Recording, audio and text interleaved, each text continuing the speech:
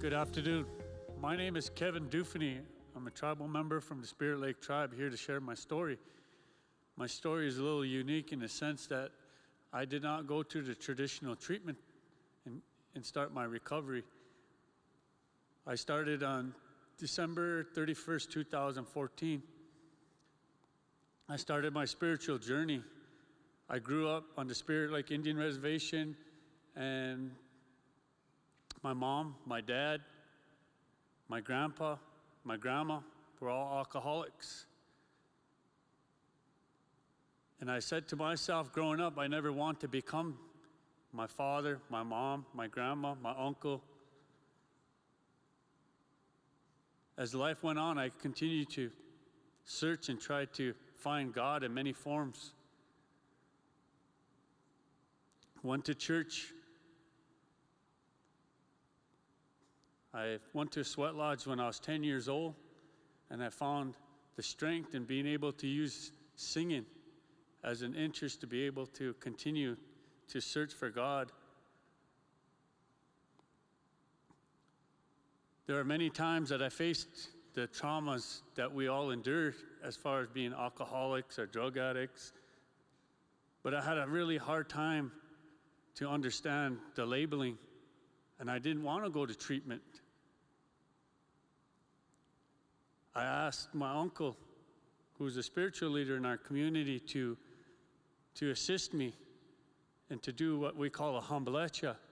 We go up and we ask God, Creator, to help us what our purpose on earth, to walk this earth.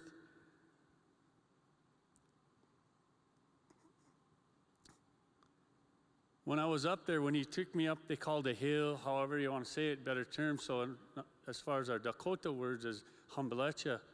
When they brought me up there, the night before, I remember looking up towards the hills, how dark it was, and realizing that I'm going to be up there. You know, I had fear. I was scared. But at the same time, I knew that the Creator, that God, has said He'd never leave us. So that night when I went to bed, I prayed extra hard because I didn't want the boogeyman to get me. So as I was up there, the first day it was real hot.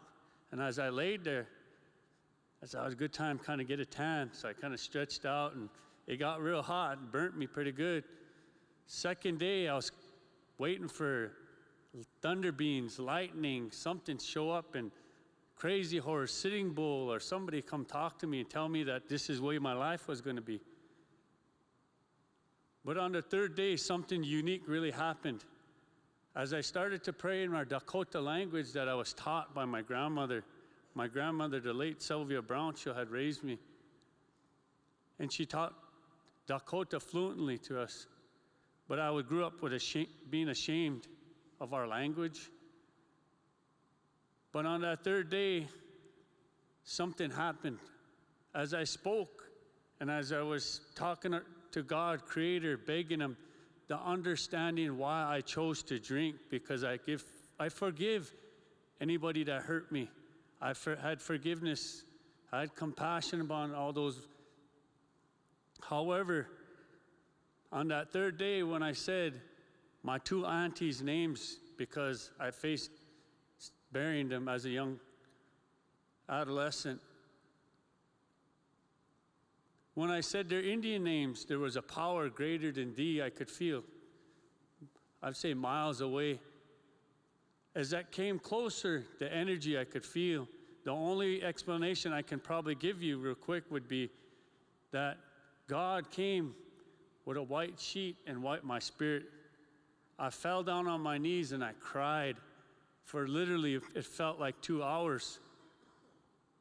Because the death in my family, I did not know how to grieve, or no one in my family knew how to walk me through the stages of grief.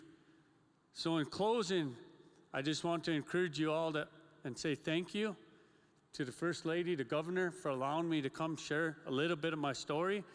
But first and foremost, there are many ways to God.